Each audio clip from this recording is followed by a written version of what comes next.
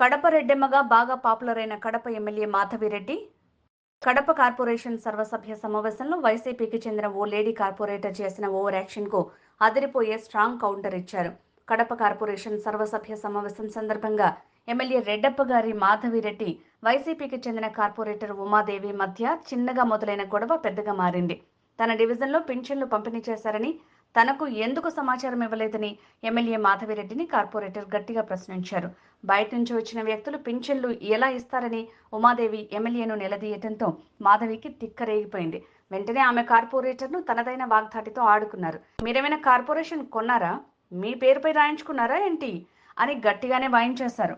50 డివిజన్లో ఉన్న కడప కార్పొరేషన్లో అందరూ వచ్చారని, మీరొక్కరే ఎందుకు రాలేదని తిరిగి కార్పొరేటర్ను ఎమ్మెల్యే మాధవిరెడ్డి ప్రశ్నించారు. ఇది ప్రభుత్వ కార్యక్రమం అని, ఎవరింట్లో పెళ్లి కాదని కార్డిచ్చి పిలవడానికి అని ప్రశ్నించడంతో ఉమాదేవి మాధవిరెడ్డిని అక్క అంటూ ఏదో చెప్పే ప్రయత్నం చేసినా ఆమె వినిపించుకోలేదు. చివరికి కార్పొరేటర్ మారు మాట్లాడకుండా సైలెంట్ అయి తన కుర్చీలో కూర్చున్నారు.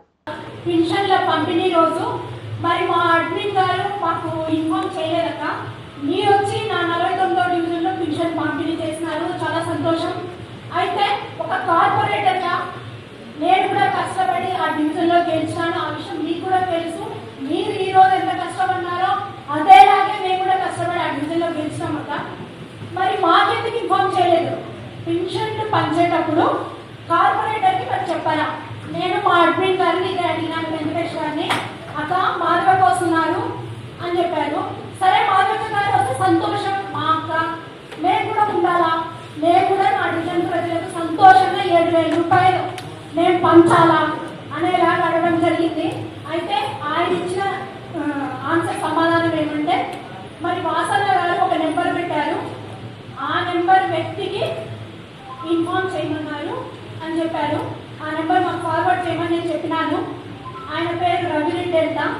ఈ రవిరెడ్డికి ఎవరు? నా డివిజన్లో ఆయనకి ఏం పని? నా డివిజన్లో ఒక కార్పొరేటర్గా నన్ను సహకరించకుండా ఎవరు ఈ రవిరెడ్డి? ఆయనకి ఎందుకు మీరు పత్రాలు అందజేసి ఆయన చేతికి ఇన్ఛార్జ్గా ఇచ్చినారా? లేకపోతే ఎవరు ఆ వ్యక్తి? ఆయన వచ్చి పింఛన్లు చూసుకోవడం ఏంటి? ఇన్ని సంవత్సరాలు మేము అక్కడ కష్టపడి గెలిచిన వాళ్ళము మమ్మల్ని ఎందుకు పిలవడం లేదు? 47తో పాటు మీరు కూడా లాస్ట్ 7 మాత్రమే. అర్థమైందా?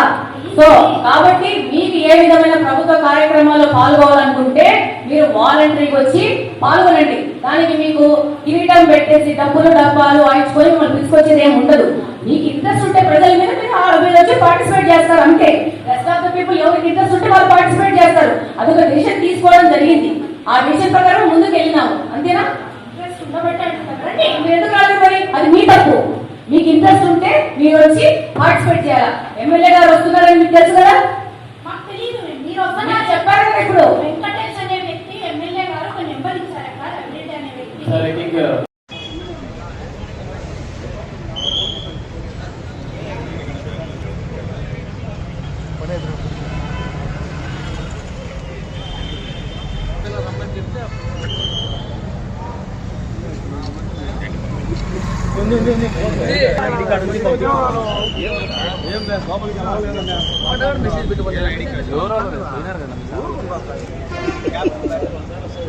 ఎవరెవరు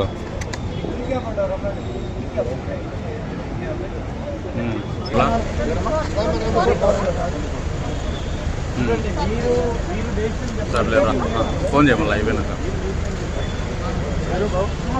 ఇంకేం చెప్పాలా? కార్డు చూపించాలా లేదంటే కార్డు అంతా చూపిస్తాం, చూపించాలంట మళ్ళీ అదే చూపిస్తాం కదా. సరే వాళ్ళని తీసుకోవాలి అక్కడ నువ్వు.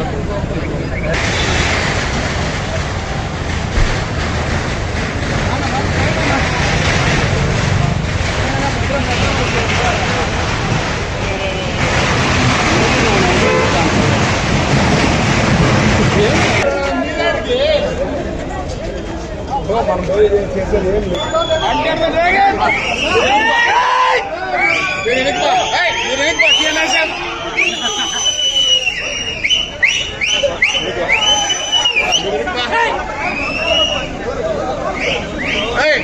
ముందుకు రా.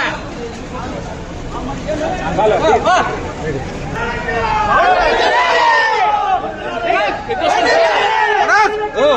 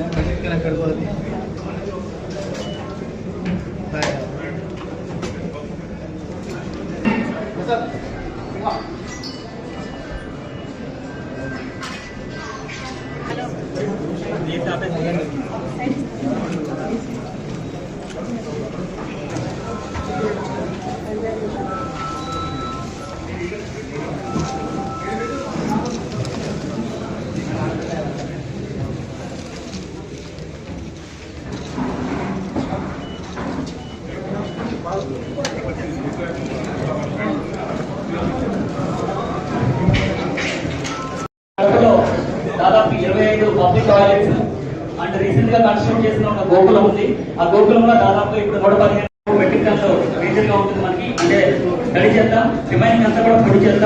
పొడి చెత్తలో కూడా ప్లాస్టిక్ అనేది single use plastic completely Kadapa కూడా తీసుకెళ్ళడం జరిగింది.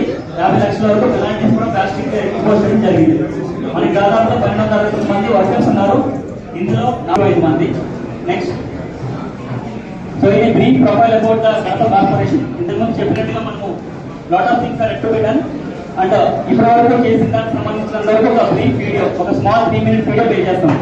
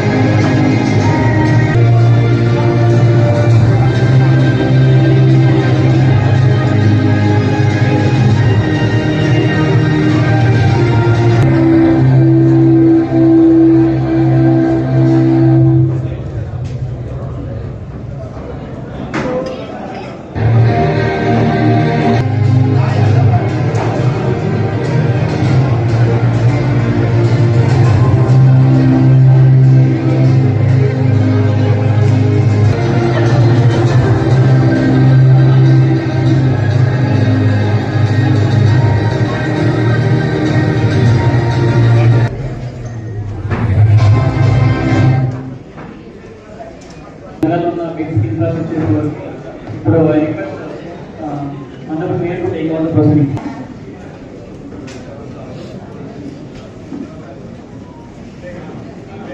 మండలి ప్లస్ ఎమ్మెల్యే గారు అందరూ కూడా కలిసి పనిచేసి తప్పనిసరిగా ఈ కడప నగరాభివృద్ధిని బాగా తీసుకుపోయేదానికి ఇక్కడ రాజకీయాలు అయిపోయినాయి, ఎలక్షన్స్ అయిపోయినాయి కాబట్టి ఇంకా రాజకీయాలకు అతీతంగా మనము ఎమ్మెల్యే గారితో కలిసి పనిచేస్తాం.